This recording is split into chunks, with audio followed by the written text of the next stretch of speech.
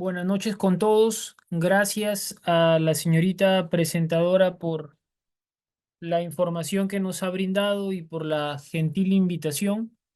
Como ustedes tienen conocimiento, yo estoy a cargo en esta oportunidad, gracias a la invitación de IPA-PPG, para el dictado de un diplomado referido al derecho administrativo y a la potestad sancionadora del Estado.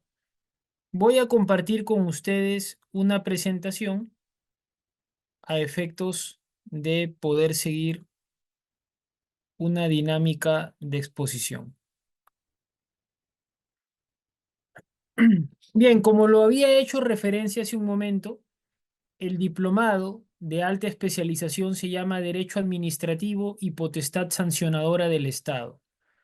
Y en esta oportunidad, este diplomado, a cargo del Instituto Peruano de Asuntos Públicos, Política y Gobierno, consta de 7 sesiones cuyo cronograma ya se les ha informado y se ha sido expuesto. Entonces, respecto de cómo está estructurado este diplomado, les refiero lo siguiente. En la sesión del día de hoy vamos a tratar un aspecto estructural básico para el conocimiento no solo del derecho administrativo, sino del funcionamiento del Estado, que está referido a la organización y la estructura del Estado.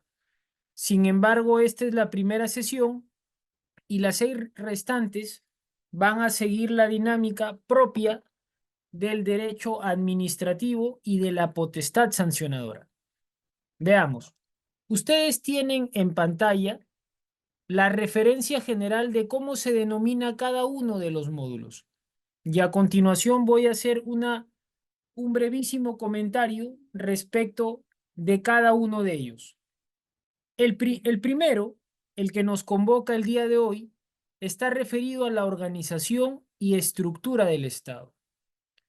En esta sesión vamos a abordar cómo es que se estructura el Estado, cuál es la dinámica existente entre los poderes del Estado, así como entre los organismos constitucionales autónomos.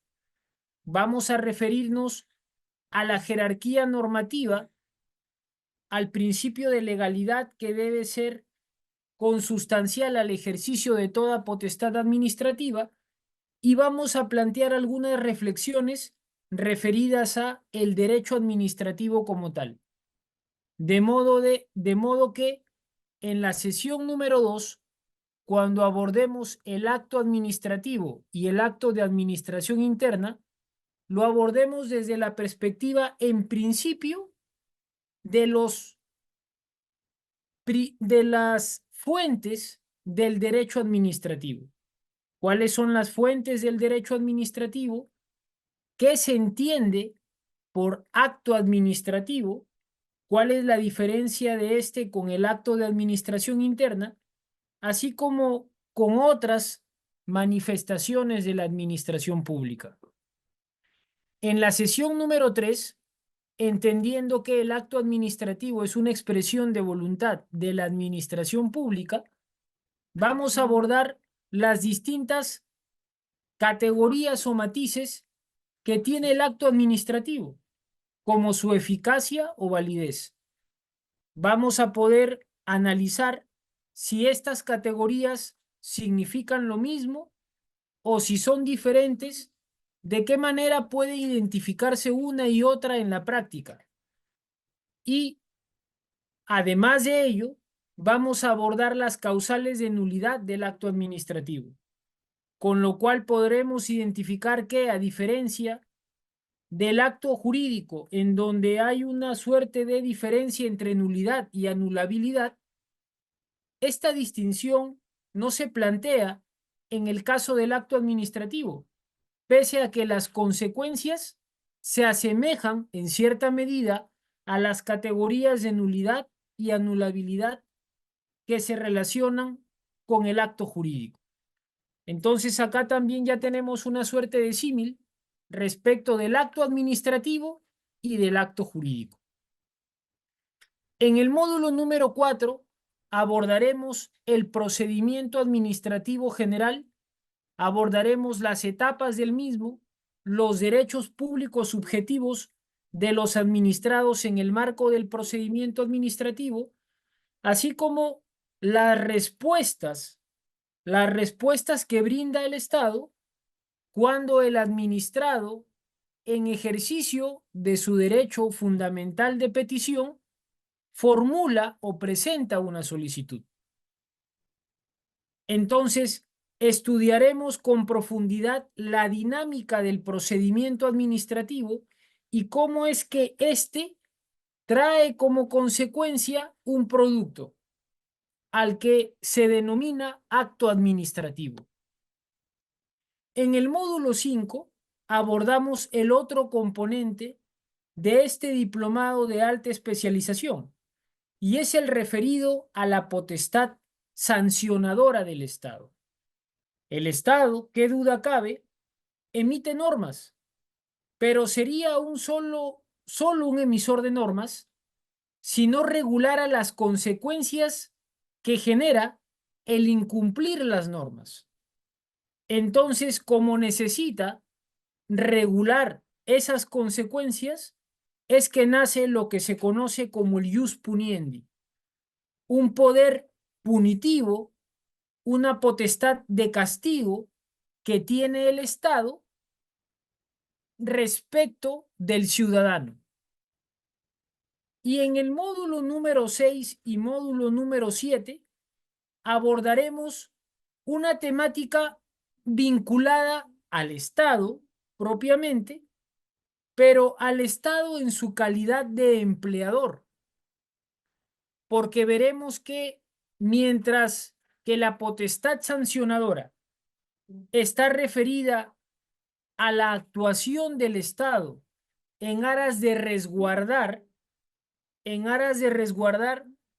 si se cumplen o no se cumplen sus reglas. Cuando nos referimos al procedimiento administrativo disciplinario, estamos refiriéndonos a el hecho del Estado cuando actúa en su condición de empleador, es decir, en el marco de una relación de carácter laboral.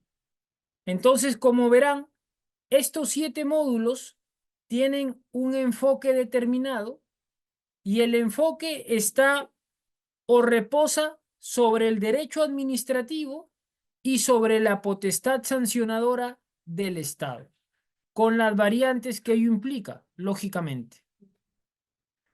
Ahora bien, ¿cómo se plantea o cuál es el enfoque que van a tener estas 7 sesiones o a lo largo de estas 7 sesiones? Va a ser un enfoque, si se quiere, de carácter interdisciplinario. Es decir, vamos a abordar la temática en determinados momentos cuando la rigurosidad de la institución jurídica lo requiera, la temática desde la perspectiva del derecho constitucional, desde la perspectiva del derecho administrativo y desde la perspectiva del derecho laboral. Es decir, van a haber determinados momentos en los que se requiera de la conjunción o de la presencia de estas 3 disciplinas jurídicas para poder sentar las bases de una administración pública más humana, de una administración pública humanizada. ¿Partiendo de qué? Partiendo de lo siguiente: el ciudadano, el administrado, es un ser humano. El servidor civil o trabajador del Estado, en palabras más sencillas, es un ser humano. Entonces, ¿qué es lo que caracteriza al ser humano en el plano jurídico?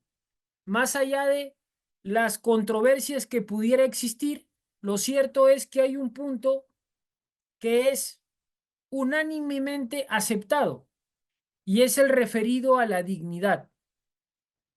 No por casualidad, sino con acierto, El artículo 1 de la Constitución Política establece que la defensa de la persona humana y el respeto de su dignidad son el fin supremo de la sociedad y del Estado.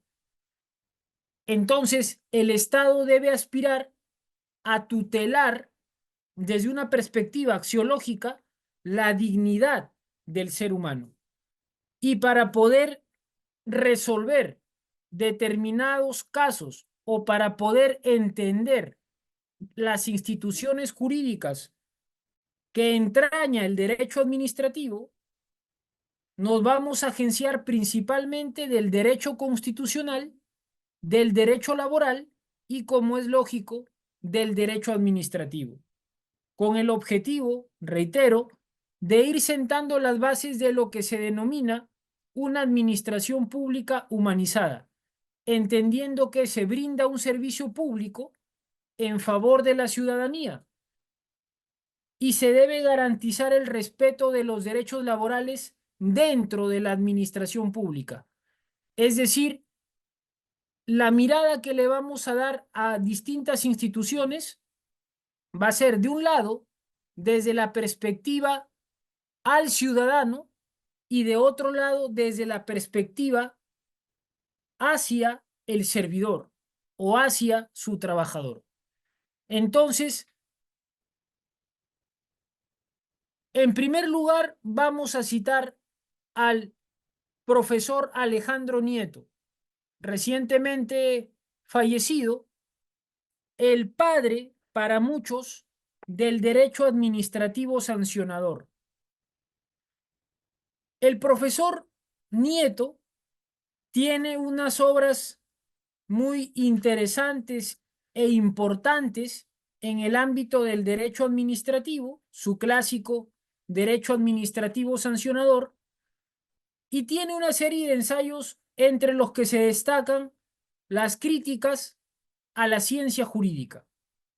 Y en ese libro, el profesor Nieto sostiene lo siguiente: el que asume una idea por convicción ha de defenderla e incluso tratar de imponerla, pero siempre de forma ponderada, puesto que ha de tener conciencia de que ni él ni quienes con él disputan están en posesión de la verdad absoluta. La pertinencia de esta cita reside en que a lo largo de las sesiones programadas vamos a intercambiar ideas, voy a atender sus inquietudes, las cuales me van a permitir continuar aprendiendo, y más allá de la discrepancia que pudiera haber respecto del tratamiento o del análisis de un caso, hay que tener apertura para poder fomentar la discusión y el debate. Hay que partir del hecho en el cual ninguno de los que estamos aquí presentes somos dueños de la verdad. Y la magia del derecho, por decirlo de alguna forma, reside en que está en constante cambio. De ahí que el poeta ecuatoriano Jorge Adón decía que cuando teníamos las respuestas, nos cambiaron las preguntas. El derecho está en constante cambio y la idea de poder sentar posición respecto de determinados casos es con el propósito de que ustedes tengan un insumo crítico que les permita, ante determinadas circunstancias, poder resolver un problema determinado, poder resolver un caso determinado, siempre con la predisposición a escuchar las otras ideas y siempre con la conciencia de que podemos equivocarnos. Entonces, como decía el profesor Nieto, el que asume una idea por convicción ha de defenderla e incluso tratar de imponerla, pero siempre, siempre de forma ponderada, puesto que ha de tener conciencia de que ni él ni quienes con él disputan están en posesión de la verdad absoluta. Me parece alentadora la frase del profesor Nieto de cara al inicio de este diplomado, que busca cimentar sus conocimientos y busca fomentar una perspectiva crítica de muchas instituciones que a lo largo de estas 7 sesiones abordaremos. 3 cuestiones introductorias. La primera de ellas, ¿qué es el Estado? La segunda, ¿cómo está estructurado el Estado? Y la tercera, ¿qué se puede decir sobre la administración pública? A modo de preámbulo, es necesario indicar que, como rescata el doctrinario Recasens-Siches, la humanidad vivía en un estado en el cual no existían reglas y primaba la ley del más fuerte.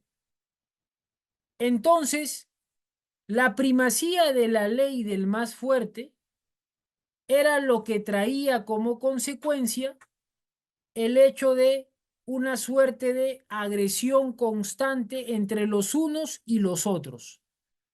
En ese contexto, como advierte Rousseau, nace la necesidad de llegar a un acuerdo de un colectivo.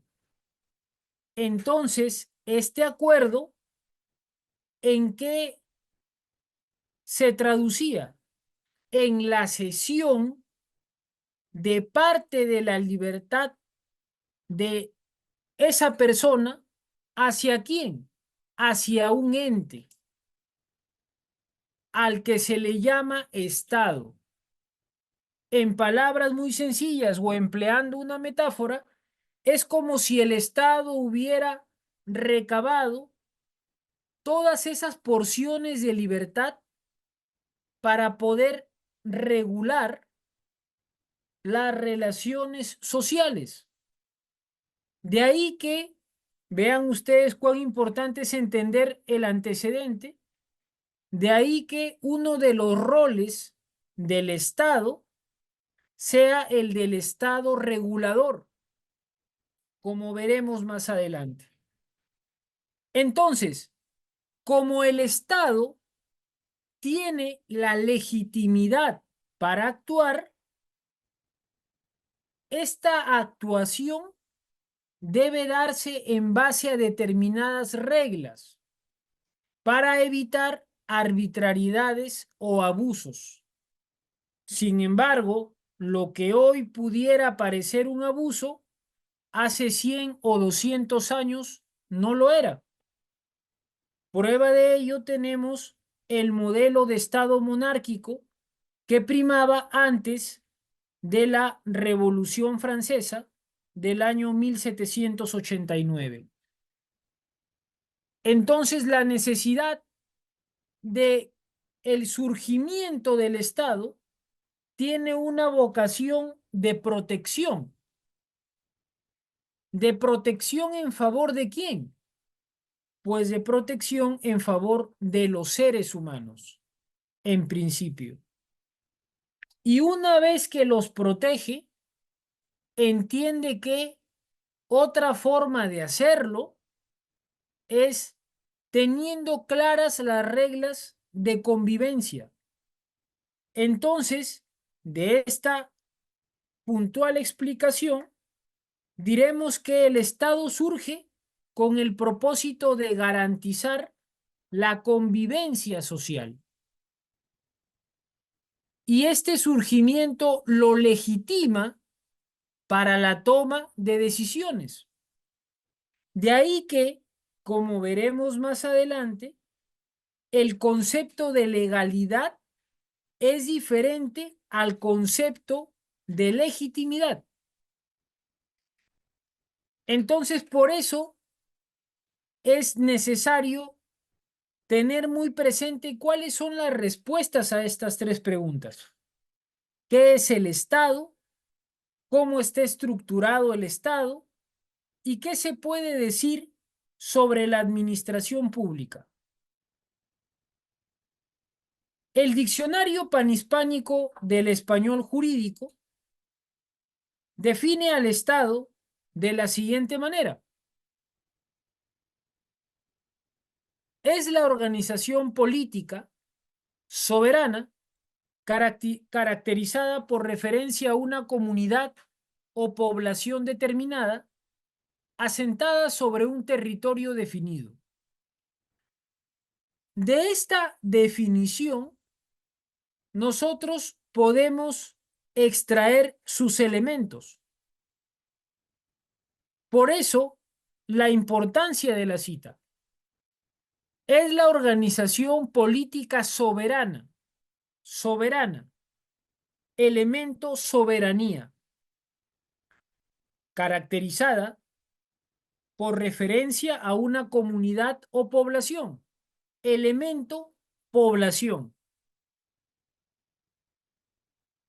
asentada sobre un territorio definido, elemento territorio.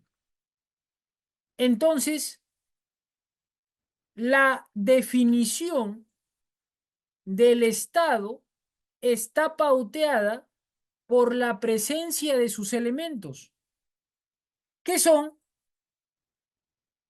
pueblo, territorio y soberanía.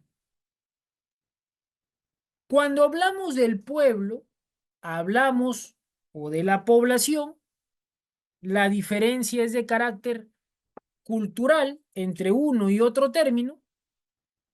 Hablamos del elemento humano, hablamos de la presencia física de las personas en un determinado ámbito territorial. El elemento humano es la población. Cuando nos referimos al territorio, estamos aludiendo al espacio físico en el cual se asienta el elemento humano. Dicho sea de paso, las 25 regiones de nuestro país. Y cuando hablamos de la soberanía, que es es el elemento más complejo en relación con los dos primeros, estamos refiriéndonos a el poder que tiene un Estado. Y ustedes se preguntarán, ¿el poder de qué? En palabras sencillas, la soberanía significa dos cosas. Primero, tener el poder para solucionar los temas internos del país. Y segundo, tener el poder para evitar que externos se entrometan o tengan algún tipo de injerencia en nuestro país. Eso significa soberanía. Significa la potestad de poder ejercer el poder en tu territorio y evitar injerencias de otros territorios o países. Así de sencillo. Los elementos del Estado son población, territorio y soberanía. Si queremos hilar estos tres elementos y darles una definición, diríamos que el Estado es la población asentada en un territorio que necesita de una organización política que ejerza soberanía. Por eso es que si ustedes investigan en el tema o profundizan en el mismo, se van a dar cuenta que hablar de Estado necesariamente implica la presencia de estos tres elementos. La presencia de población, territorio y soberanía. La segunda interrogante que nace de esta definición es ¿En qué se diferencia el Estado con la nación? ¿Significan lo mismo? ¿Tienen la misma connotación? Pues vean ustedes, si yo le pregunto a Héctor, ¿de qué nacionalidad eres? Y él me dice peruano, puede que Héctor esté conectado virtualmente y se encuentre acá, por ejemplo, en el distrito de Magdalena. Y si le pregunto a Kenny lo mismo, le pregunto de qué nacionalidad eres y él me dice que es peruano, pero se encuentra en México, Kenny, Héctor y cualquier otro peruano que se encuentre en nuestro país o en cualquier otra parte del mundo forman una nación. Es decir, tienen una vinculación legal, una vinculación histórica y una vinculación cultural. Para que lo tengan muy presente, cuando les pregunten por el significado de la palabra nación, asócienlo al tema de la nacionalidad. Rafael Campos puede estar en cualquier otro país y seguirá siendo peruano, salvo que pierda la nacionalidad, pero seguirá siendo peruano. Entonces, así como Rafael, en el ejemplo dado, habrán otras personas que estén en diversas partes del mundo, pero que están unidas por su vinculación legal al país, por los aspectos históricos del país y por los aspectos culturales. Entonces, el Estado, tomando la definición del Diccionario Panhispánico del Español Jurídico, es la organización política soberana caracterizada por referencia a una comunidad o población determinada, asentada sobre un territorio definido. Eso es el Estado. ¿Cuáles son sus elementos? De la propia definición extraemos sus tres elementos: población, territorio y soberanía. ¿En qué se diferencia de la nación? En que la nación es una vinculación de carácter legal entre la persona y su país y entre la persona y sus compatriotas de carácter histórico y cultural.